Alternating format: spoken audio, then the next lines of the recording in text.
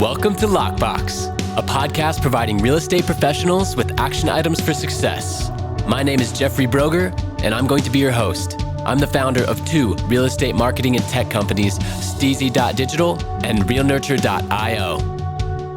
In this podcast, you'll learn from top 1% real estate and mortgage brokers the exact secrets to their success. Welcome to Lockbox. Welcome to Lockbox. My name is Jeffrey Brogger, and I'm here today with Chris Freeman. Chris, thank you so much for being with us. Yeah, Jeffrey, thank you for having me. I really appreciate it. Absolutely. So why don't you tell our listeners who you are and where you're from? Yeah, so I'm Chris. I live in Portland, Oregon. I've been up here since 1995, originally from California, but got a job transfer and have been here ever since. I work in high-tech sales as a sales leader. But in parallel, I have been kind of slow and steady investing in multifamily real estate for 20 of roughly those 26 years. And I'm still doing both of those. Awesome. I love it. Yeah. And we will dive into what you're doing today with your high-tech sales and then also everything you have going on the multifamily side. But what was your first exposure to real estate? Like what really just blew your mind with the possibilities of real estate as an investment? Yeah, I think like a lot of people, I did move into a duplex. I had a house initially and 3-bedroom house. So I've got a roommate to afford it. And then I moved into a duplex. And it's funny because at that point, when I moved into that duplex, I remember I was at that stage in my career where a lot of my friends were now, they had girlfriends or fiancés and they were moving to their next bigger house. And I felt like I was downgrading into this 1950s brick duplex. I mean, it looked a little rough. I remember pulling up with all my friends because back then, you didn't hire movers. You did it all yourself. You're young and you have friends. That's what they're for. And I remember pulling up with my friends and I almost felt kind of embarrassed.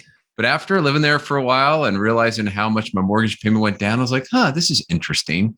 And then I ended up meeting actually my future partner is the one that found that duplex in the classified ads. And we ended up partnering together at some point, especially after the stock market back in 2001 had crashed. My little experience with the duplex really opened my eyes to wanting to shift from the stock market more into the real estate. Yeah, that makes total sense. And especially being in the tech world prior to the dot-com bubble. I mean, I'm sure that you were pretty significantly invested into stocks when that happened. And so you felt the effects and wanted to then it provided that motivation to look to diversify into a different asset class, which then you also went through the real estate bubble 6-7 years later. So you experienced both, but it seems like you kept investing through it. And, now here you are today. So I'm very interested with what you're doing with your high-tech sales job. And then you have your own podcast, High-Tech Freedom. So I would love for you to shed some light on now what your current project. Yeah. So I have about 100 doors in Oregon, and I had a brand called Pacific Pine Property, which I still have. But as I was starting to diversify outside of Oregon and look at bigger assets and starting to bring on some investors, because I individually can't go out and buy a 100-unit building by myself, I noticed that the people that were interested in investing along with me mostly came from the high-tech space. And it sort of makes sense. If I look at my LinkedIn profile, I don't know, let's say 2,000 connections, 80% of them are all technology related.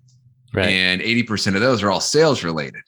And so that's my network. And so I was like, interesting. Why don't I focus and provide value to the network that I'm closest to?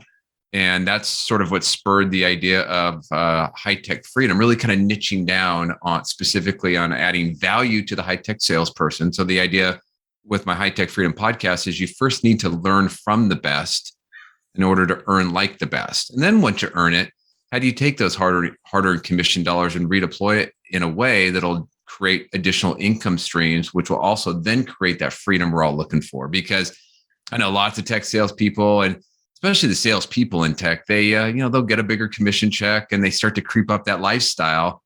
And next thing you know, you're stuck in that job because you have to keep earning in order to maintain that lifestyle. And, the 401k will not get them there when it comes to retirement.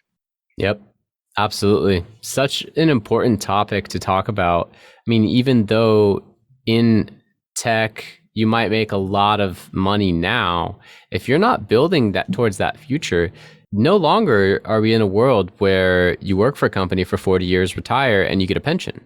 Right. And the whole concept of the 401k was, if you look at it from a different lens, it was really corporations shedding their responsibility to help their employees retire, and they put it on the employee. Now, a lot of people, they don't even know. They're like, oh, I got a 401k, I'll be good. But we're also living far longer than ever, right? You're not retiring at 65 and dying at 70. So, if you have another 30 years to live plus, and you want to then leave something for future generations, you really need to set up a system of assets that are income producing, and have your 401k structured to where it's protecting these investments that you've made, and maybe you're doing stocks as well as real estate. But I think it's such an important concept to talk about, that it's not like it used to be where you can kind of set it and forget it with the pension. Mhm. You need to be actively involved in building the passive income future, so that someday you can no longer show up at work and still live the same lifestyle, right? Yeah. So, yeah. And finding that balance. That was another lesson I learned back before the dot-com bubble. Because I was in tech and I was young, I was totally unbalanced and over leveraged or over focused on the tech stocks. And so that was even more painful when that happened. And so that was another lesson I took from it is, while I'm a big fan of real estate, I don't put everything into real estate. And I mean, I really do believe in balance and diversification. The other thing that I've learned, and I was always focused on this from an early age, and I don't know where it came from, but man, day one, as soon as I got a job, I started saving.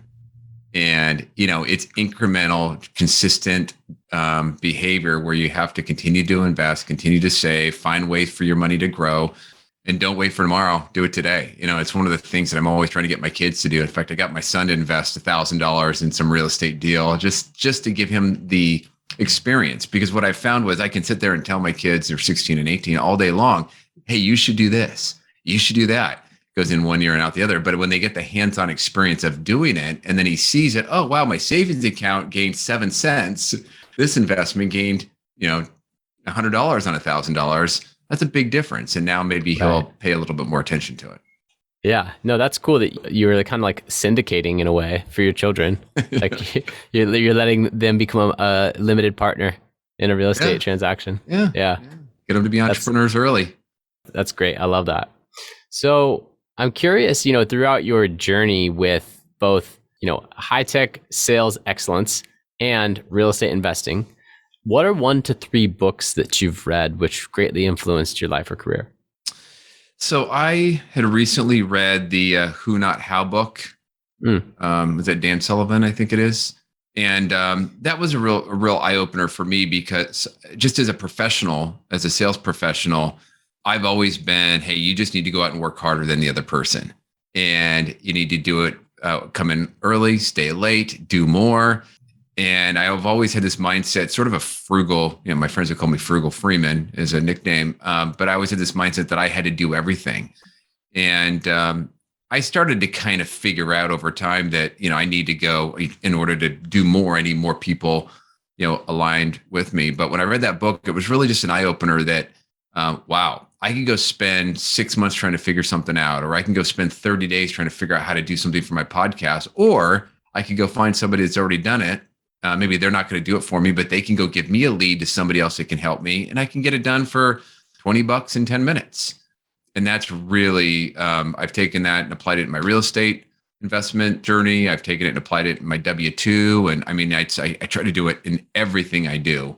In fact, this weekend, I've got a big task with my garage. I was falling into that trap of, oh gosh, it's going to be a sunny day. I just need to start moving all this stuff. I was like, time out. I have an 18-year-old son. Let's get him to do it. You know what? It really is a mindset shift. And I'm so glad that you brought up even that example of some work at home, right? I feel like if you like to control things and you're a hard worker, it's easy to just say, oh, I'll just go do it, because you're going to do it faster, better, to a higher standard that is important to you, and, any number of other reasons. But in reality, with the opportunity cost theory, you have to understand that on the weekends, in order for you to perform midweek, you need to rest, right? Right. And so if you spend your weekend slaving away in your garage or on your yard or at your house, that's all going to take away from your performance midweek. And if you could instead either recruit some sons or daughters, amazing, right? Teaching them hard work and the labor is free for the time until they're 18. Or, you hire some professionals, gardeners, movers, landscapers, maids, and they can then take care of those tasks. I mean, it's the same thing when you look at real estate investment, or when you look at, even in a W-2 position. I, as a W-2 employee, after reading Rich Dad, Poor Dad, I hired Brickwork India, and they would do some of the admin tasks that I had been tasked with as an employee. To my employer, I'm still getting everything done. And to me, I shaved 2-3 hours off my day every day, right? So I could do that for $5 an hour at that time. It's like they're paying me 30, I'm paying out 5, my net's 25, but my time is free. So that concept, that mentality is super important. I'm glad you shared that. Yeah, just a great example is I think of all the years where I've spent hours working on a PowerPoint presentation for some quarterly business review. I had all the content. I was just spending hours formatting. Well, shoot, I could have kicked that over to somebody and paid them, nowadays in Fiverr, $5-10, and they would have put it in a beautiful format and created animation that I wouldn't even dream of, and then it's a much more professional presentation at that point. But yeah, absolutely right. Exactly. And so my point there is that it doesn't have to be limited to the entrepreneur. Even an intrapreneur, someone that's working inside of an organization, but thinking in the same types of ways of leverage and opportunity cost and efficiency, you can use these things to improve your quality of life and still have the security of a W-2 job. So really love that concept, who, not how. Next, I would really just love to dive into some of the ways you look at real estate as an investment and some of these multifamily deals. So it seems like you're doing small mix multifamily, like 4-6 units, things like that. Is that accurate?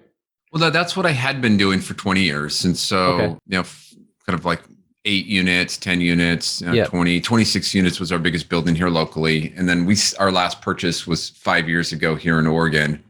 So I stopped. And then we, over the last couple of years, have been working, last few years, I'd been working on expanding outside of Oregon. And over the last 24 months, have done some deals in the 100 unit range with some partners got it. out in the Southeast. So you've stepped up to start joining syndications or syndicating them yourselves, right? Right. Yep. Okay. Awesome. So now, I mean, the concepts are somewhat similar. You're increasing the unit mix, but the pro formas are pretty much the same. So I'm curious, what kinds of things are you looking for? If you have any, first of all, what do you love about real estate as an investment, right? Compared to stocks or other investments. And then number 2, how do you know if it's a good deal? I think a lot of people, they have money on the sidelines and they don't know whether it's a good deal or not. Yeah. Well, so what do I love about it? I love the returns. I mean, I personally have watched my assets over time grow in just pure appreciation and value. And then I've watched them generate cash. So we bought this one building that was 15 units. And this is our first kind of bigger purchase beyond, fourplex. And that particular building, we bought it. It was just a good purchase, good buy. Older building, but it just generated a lot of cash flow. And we just left that in the account, would let it pile up, maybe throw a little bit more in there and then go buy the next one. And so, compounding on that cash flow. And so that was a real eye opener to me of the power of real estate, because at the same time, I knew the market was going up. We weren't selling anything, but I knew if we did, I was going to get a nice return. And I also like that it's tangible. I could see it. It's a business plan. Maybe it's not going to have, in 1 year double in value like some crazy stock might. But on the other hand, it is a business. It is a tangible thing that has it has more downside protection. And all these tech stocks that I had back in the early 2000s, when they went down, they went under. They never came back. There was no hold it and it will come back. It just went out of business. So I like that. When we talk about looking at a good deal, worked with my partners, we have target returns. And, it's really about kind of trying to stay within the lanes of those returns, and then just looking at the underwriting, looking at the location, looking at the asset, and seeing, okay, can we go put together a deal here, deliver on those returns? And then do we believe that, if there's some other things that we could do, we could over deliver? We're not going to over promise, but our goal is, can we go over deliver? And one of my partners has pretty good deal flow, and walks away from a lot of deals. And so he's usually the tip of the spears as the deals come in, kind of runs through them, looks at the numbers, does some initial underwriting. If he likes it, he's got somebody he hired who'll go deeper, and then then he'll bring it to us after he's felt like he feels like it's worth pursuing, and then we'll start to dig in, ask questions, look for mistakes in his assumptions or underwriting, and then say, yeah, let's do it. Awesome. And in today's world where 7% inflation, the annualized inflation rate for January was 7.5%. Stocks took a little dip because of that. Yeah. So in a world like that, where inflation is so high and getting higher, actually, does that affect your anticipated yield and what you're looking for? For example, what I mean is if inflation's 2 or 3%, and a hedge fund's looking for a 12 to 14% return to hedge inflation and get a healthy profit for their investors, well, that is completely changed when now inflation is 7%, right? But the question is, do they go chasing yield? Like, do they now have to bump it up to 19% and go into some somewhat riskier things in order to get that same return? Or do they accept that this is potentially a short-term inflation that could be reduced by higher interest rates? And I'm just curious, with the current market, how are you looking at how that affects the yield that you need from a investment in real estate?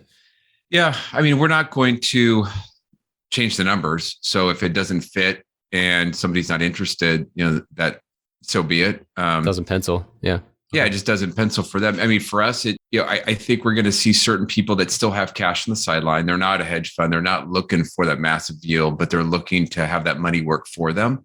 And there's still lots of those people out there that, they've been sort of vacillating. Do I go stick it in the market? It seems like the market's taken off, the stock market, or do I go do something else with it? And, I think real estate offers some, a good diversification versus sticking it all into the market.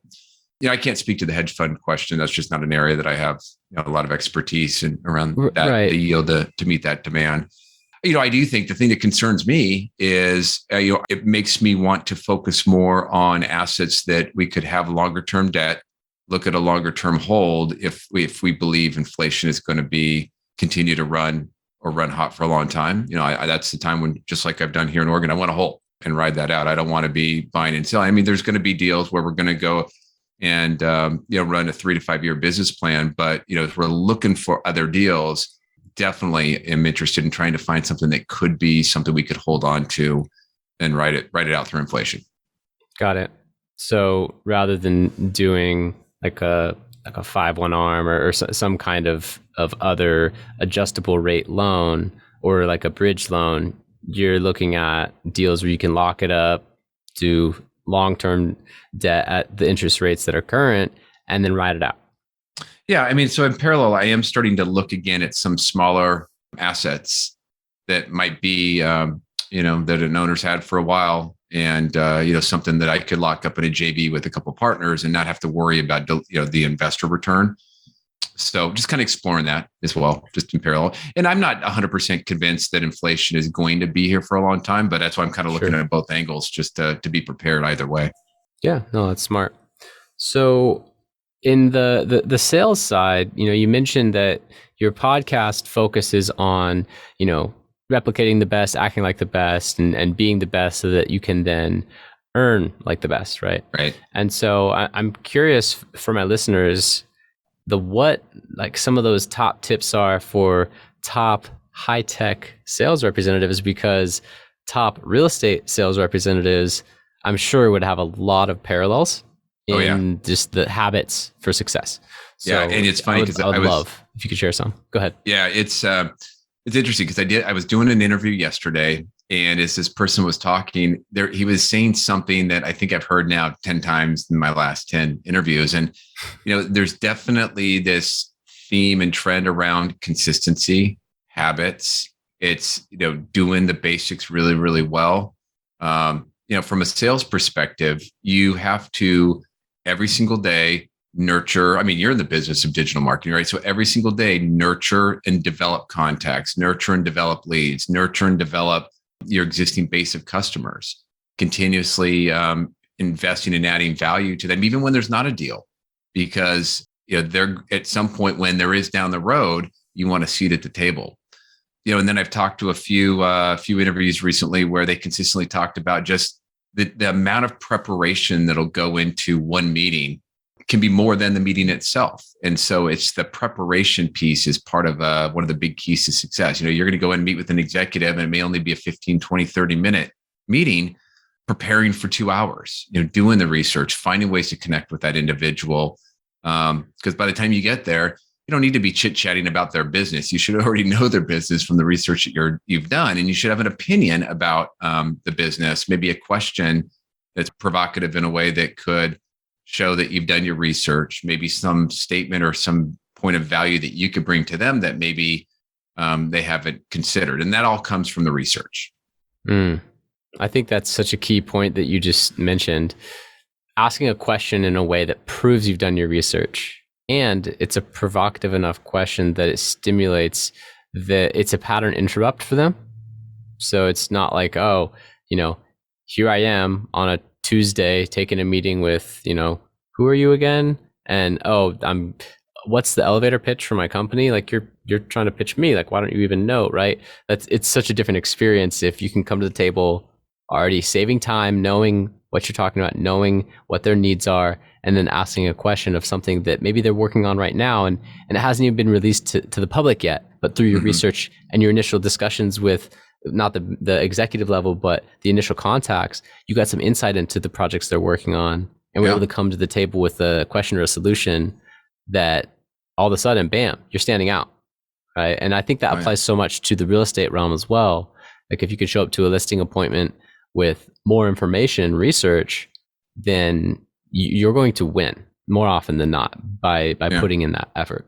Yeah, I mean, you think about it, maybe it's the broker, maybe it's the seller, maybe it's a seller, a team that's selling it. I mean, the effort that you could put in to research them, find out more about them, that could somehow work into your presentation, maybe you work into your package, maybe you're going to do a video for them of some sort on why they should look at you versus somebody else. That stuff matters. And even better, right? If you could have met the person in advance and done something to nurture that relationship a year ago, 2 years ago. I mean, you're not selling them anything, but something that you've done to nurture that relationship.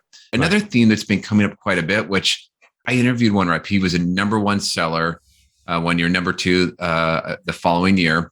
And he spent a lot of time talking about how structured he is with his meetings. So, so we talked about the preparation piece, but then when he goes into his typical meeting, and I think this applies to real estate as well, you think about it, everybody's busy and everybody's going from meeting to meeting, coffee to coffee. And sometimes, your mind is still on that last meeting, and, you jump into the first meeting and it takes some time to catch up. And so, and this might apply a little bit more to the sales role in the tech world, but, every time you get into a meeting, all right, let me back up. Let's just restate, kind of recap. Here's what's going on in your business. Here's where you're having these challenges. Here's how it's impacting you. Here's how we've talked about how we could possibly help you. And if you can go fix this or change this or do this, this is how it impacts the business in a positive way, helps you make money, save money, gain a competitive advantage. And these are some of the open items. Hey, has anything changed? Is this still the case? Is there anything new? And I've been on lots of ride-alongs with this guy just because he happened to be local. And the number of times where things had changed, the number of times where things were new was often, right? Maybe a competitor was just in there, or maybe something happened, maybe in the real estate world, maybe something happened with the property. Well, instead of going 30 minutes in your meeting and, you're talking and making a bunch of assumptions, you've now stopped, reset, and you've also given that person a chance to reset. And maybe you've created an opportunity to reframe the discussion because you've gathered their feedback right out of the gate. And you and that person are on the same page in the meeting. Wow. What a rapport building tactic. So that makes me think of two things. Number one is that concept of reiterating back to the client or the potential client what they said, it confirms your understanding. And in fact, there was a study done where customers were sitting in a restaurant and they were served by waiters. And I think they had, hundreds of these that were like blind studies done separately. And so they were asked, the satisfaction and the tip amount after was registered. And the simple difference was that on one hand, the waiter, after taking the order, would say, absolutely, I'll have that right out for you. And everything, apples to apples as far as, nothing went wrong kind of thing. And then the other waiter said, each time someone said, I'll take the steak medium rare with this, he would say, okay, steak medium rare, da da da. He would reiterate it back to them. That was the key difference. There was more than a 20% increase in tip rate and satisfaction on the side that reiterated the customer's request back to them.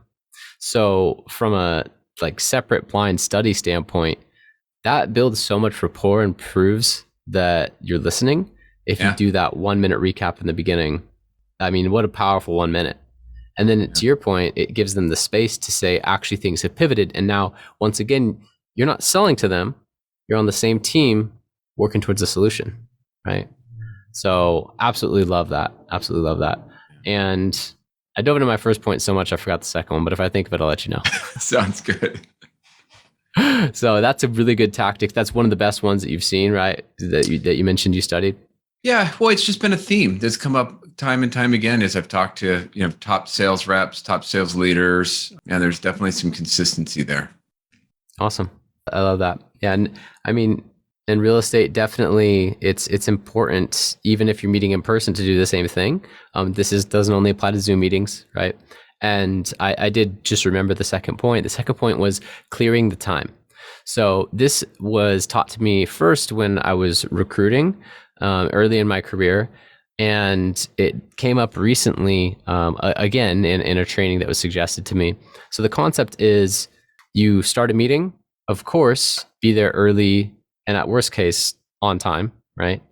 If it's a phone call, the minute that the 2:59 turns to 3, you already have their phone number typed in, you just hit send, right? You want to respect people's time, get meetings started right away.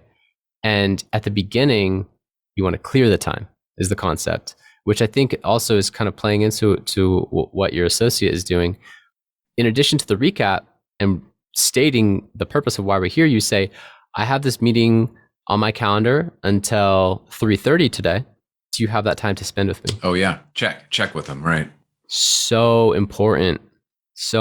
And if you come up on time, if you don't want any of your meetings to run over and you find yourself victim to meetings that are running over and then you're late to others, here's how to stop that. I have a hard stop at 2:30. So I'll go ahead and check in 5 minutes before, make sure we're good to go and we can wrap things up, right? So just clearing the time, being clear on that, your meetings won't run over. They will feel respected, and they will also provide their permission and opt in to that time that they've already committed to you. So I really love that concept. It's been a powerful one for me. Have you experienced the same? Oh, absolutely. It's, you actually reminded me of a training that I took years ago where they talked about, as part of that intro, setting that expectation for time and sticking to it. It's interesting because I just recorded an episode and I haven't released it, but it'll be out soon on, a kick butt meeting, how to run a kick butt meeting. And I was just taking some of those lessons from some of the other interviews that I'd done. And I think I'm going to put this article on LinkedIn as well, but there's that part of the opening. And then there's the kind of the middle part, which, as a salesperson, everybody's got their thing that they're going to sell and how you run it. That's sort of your professional. You should have that figured out around how you do discovery. But then there's the closing of it, right? And it's going back and redoing what you did in the beginning and really bookending that discussion.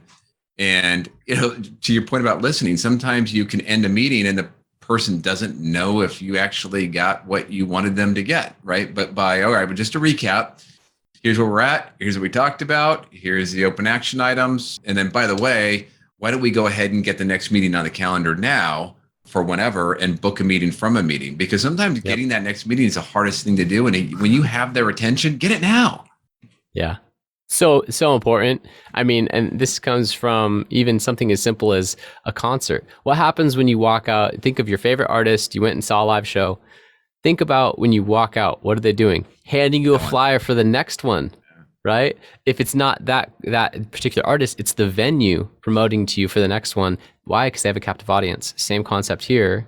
And so important, set that meeting while you're in the meeting. Because like you said, even with all the live calendars out there today, just getting that next meeting, all parties could be on board and the meeting could be delayed for weeks. And then the sizzle and the memory of the value prop and what this new product or solution can do for them has faded. Now you have the meeting, it's different than if you did it 2 days later, 3 days later, 5 days later. So Yeah, so true. My son just got back. He went to a Blazers game last night, Blazers against the Lakers, and he comes home last night with all this stuff that he bought, because he was just sucked in, and he would have bought it otherwise, but he was there. He was excited with the buddy, and they won, so he's feeling good. Next thing you know, he's pulling out his credit card. Yep, that's right. Captive audience. So nowadays, you have a W-2 high-tech sales position, you have the podcast, you have the multifamily syndication, you have some stocks. I mean, it seems like if you've been doing this for like 20 years, you're probably getting close to or at that point of financial freedom. So I'm just curious, what's still driving you today to go out there, help others find these opportunities, or if they don't want to do it themselves, invest with you in a syndication, like why are you, still in the game, still doing it? Why aren't you just sitting on a beach somewhere? Yeah. I mean, I like learning. It's been so fascinating to start the podcast up, just as an example, or learning about how to do bigger deals. And, for me, it's about the building of it, and growing and learning something new. Just the idea of going from, I'm kind of an introvert, believe it or not. I would never want to do a podcast. I mean, the idea of going out and doing that, I'm a sales guy too, but the idea of putting myself out there, I wasn't even on social media, years ago. But watching that go from nothing to now, I don't know, I'm, getting up to 1,000 downloads and got 20 something episodes out there. It was fun. I mean, I'm really proud of that. And, then on the real estate front, it was nice, building up assets here locally, but it's so much more fulfilling to be able to work with people to do it and to strategize and to kind of dream and kind of think about what could be. And, so my point there is, I like working with people. I like thinking about kind of the future. I like building the real estate stuff. And, it's like, well, hey, what if we went and did this and got better at that? What could that lead to? And so I like all that planning parts of it. I love to have fun, love to golf. I've got a condo on the Oregon coast, and sometimes I'll zip out there and play golf. But after a couple of days, I'm itching to get back to a routine. Yeah, no, that makes sense. And you mentioned the fulfillment of working with others and helping them achieve their dreams. And that's something that I think we can all relate to. Once you get into the team or the management role, or you're putting together, deals with investors and you're working with people and helping to replicate the success that you kind of pioneered on your own, it's always a fulfilling journey. So I can relate with that. I think my listeners can too. So just to kind of finish up on that, I think I was thinking a lot about this, long term, I like the real estate business will continue to grow, and I can't really decide, what my kids are going to do for their own career in the future, but they've expressed interest in wanting to get involved in real estate at some point. And man, I could not think of anything more cool than to be able to work with them. So being able to build up a business where they could come in, start to work in it, start to learn, and give me an opportunity to, stay connected with them over time. That is also a little bit of the drive of wanting me to, is like, I could just stop, but, I want to keep building this up. So there's a little bit of scale there to have something for them to do. Yeah, makes sense. So Chris, is there a question that I should have asked you or anything that you'd like to expand upon from earlier? Well, people will ask me, hey, Chris, you're in a W-2 job and you're doing your real estate. I'm thinking about wanting to, quit my W-2 and go full-time into real estate. And, I talk to a lot of younger people that definitely are interested in wanting to do real estate full-time. And they see this, there's so much information out there, podcasts, seminars, coaches, and there is a little bit of selling about how big and how much money you can make in real estate. And some of that is to get people to sign up for the programs and get people to sign up for coaching or whatever. There's nothing wrong with that. I mean, because they're selling a dream. But what people also have to understand is, it takes a little bit of time. And if you're going to leave your W-2 job, you have to be willing to put in as much, if not more time into the real estate journey than you did in your W-2. I mean, at that point, you're an entrepreneur and orders aren't coming to you. You have to go out and get orders. That's right. If you're a salesperson, just as an example. And so be prepared to work as hard as you've ever worked for 5 years if you want to go have, wild success in real estate. And, maybe you'll achieve it in 3, maybe you'll achieve it in 10. But if you're doing it to run from something, you're trying to get out of your W-2 job to get into real estate, well, you've already got a bad mindset. And I'd be really concerned about jumping in as an entrepreneur when your mindset's already off from the W-2 job. Really good point. I read a book years ago. I think it was called either the 1% Entrepreneur or the 10% Entrepreneur, but it was one of the Forbes bestsellers that year. I purchased it, and the concept was you hear all of the fairy tale stories of someone quitting their W-2 job and racking up their credit cards and bootstrapping a business that sold for $80 million. But you don't hear about the people that quit their W-2 job, racked up all their credit cards, and went bankrupt because they had a business that didn't succeed. Who wants to promote that, right? Right. And so the concept of the book was you can still have some of the upside of entrepreneurship through angel investment and transferring skills for equity in companies or in properties, for example, without having to then go do that full time and take on all of that risk. So the concept was like, if you're an absolute wizard at accounting and bookkeeping, but you really want to get into real estate, well, in that instance, you could probably keep the books for some of these, for maybe an investor's portfolio. And instead of getting paid directly, you could ask for an equity percentage and be like a 1% stakeholder or something like that in that portfolio or in that particular syndication or whatever it is, right? You can offer what you are uniquely gifted at for value.